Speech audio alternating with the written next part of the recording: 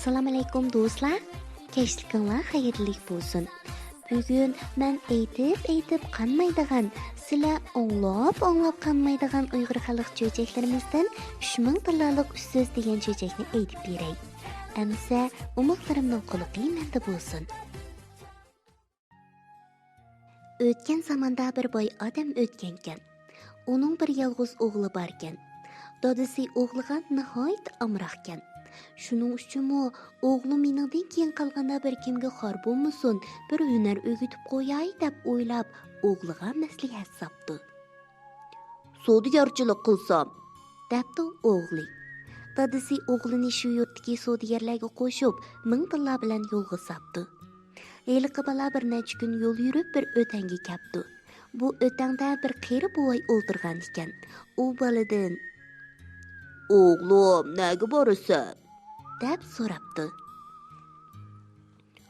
"Otam bergan 1000 tillar bilan savdogarchilik qilish uchun boshqa yurtga ketib boraman" deb javob beribdi heliqi bala. "Undoq bo'lsa", debdi bo'y.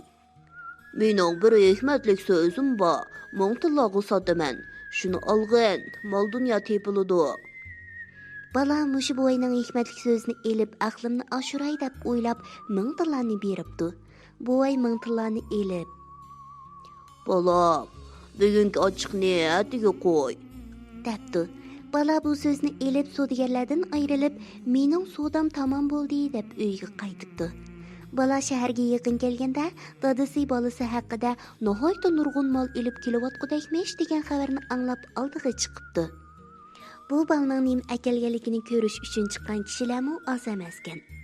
Bolasining quruq qo'l kelganligini ko'rgan dadasi gap qilmay qaytib ketibdi.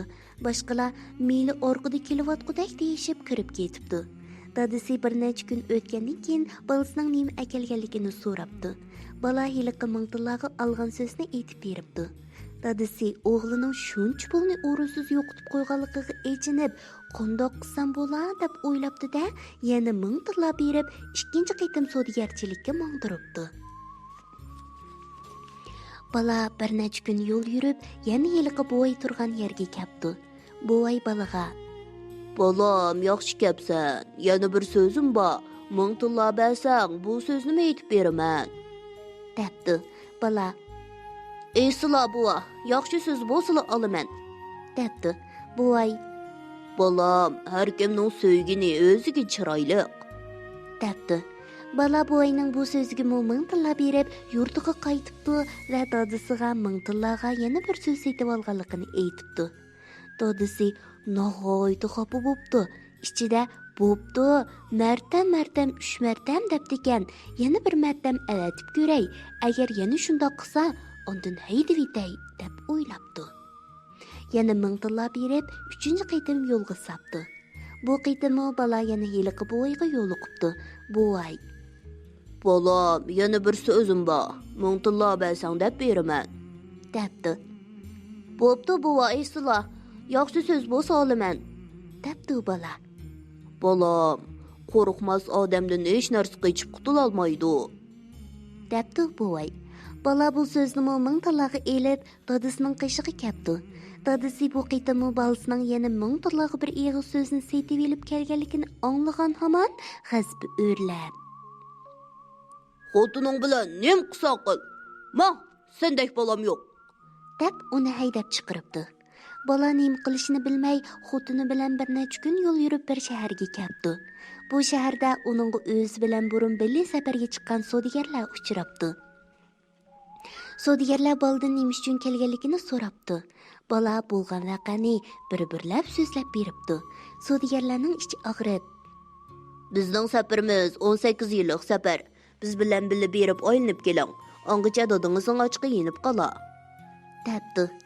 Bala xotiniga 18 yillik xarajat berib, savdogarlar bilan safarga chiqibdi. Ular bir oydak yo'l mengib, bir qumliq cho'lga kelibdi.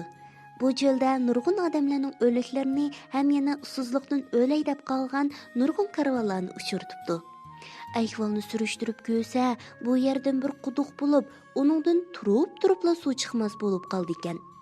Karvonlar bundaq chaqlarda bir kishini quduqqa soldi ekan, agar u kishi chiqsa, suv chiqadi ekan, bo'lmasa suv chiqmaydi ekan. Bu quduqdan o'tsa 10 kunda ondan suv bor yerga boradi ekan. Bu yerdan suv ichib, usuzluq elib mangmasa, hamma yo'lovchilar qirildi ekan.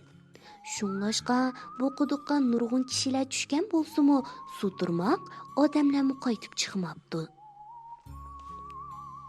Balaning yadiga bu aydan 1000 tilag'i setib olgan, qo'rqmas odamdan hech narsa qechib qutulolmaydi degan so'z kaptida, birga kelgan savdogarlarga "O'lsam, bola chaqamga qarab qo'yasizlar.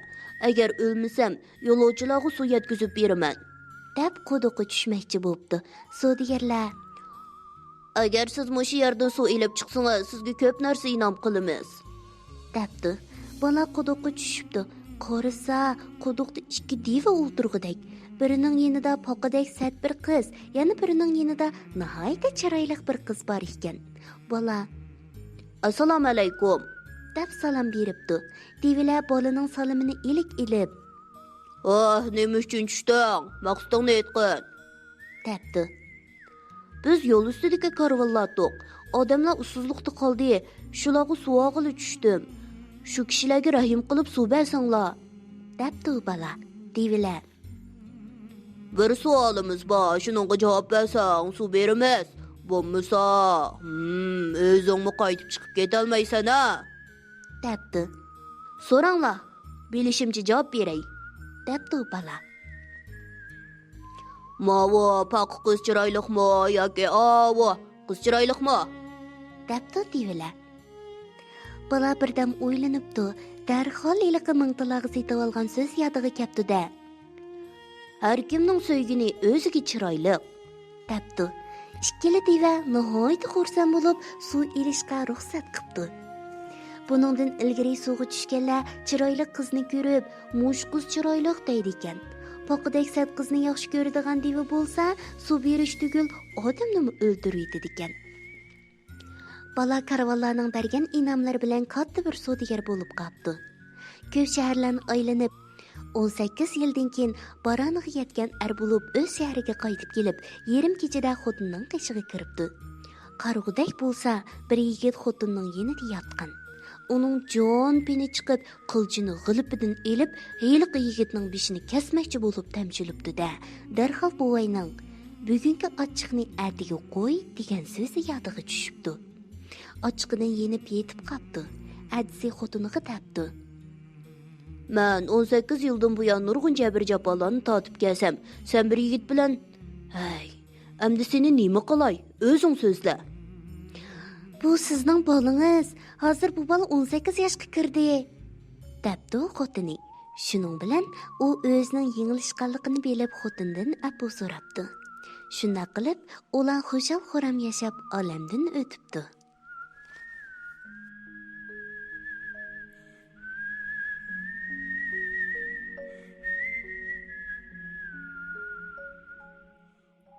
Umaqlarim, 3000 tilag'i setib olgan bu so'zlar yigitga omad elib keldi.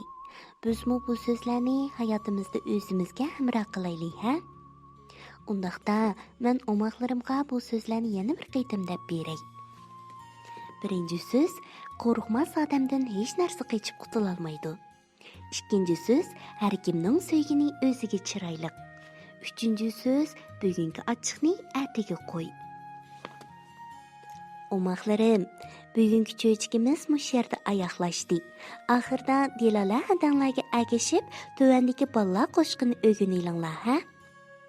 Bolalar qo'shqi, do'stim angla so'zimni. Do'stim angla so'zimni, doim yaxshi bo'l. Saboqdoshlar tilida yangroq naqshi bo'l. Do'stim angla so'zimni, harmay bilim al. A'lochilik sazini jaranglatib chal. Do'stim angla so'zimni, tirishqin o'rla. Tang tirishib yuksilib, ashayli palla. Kichik shoirlar kash bo'lib ketibdi. Amis bugun baldir uxlanglar. Tatliq tushlar sizlarga amra bo'lsin.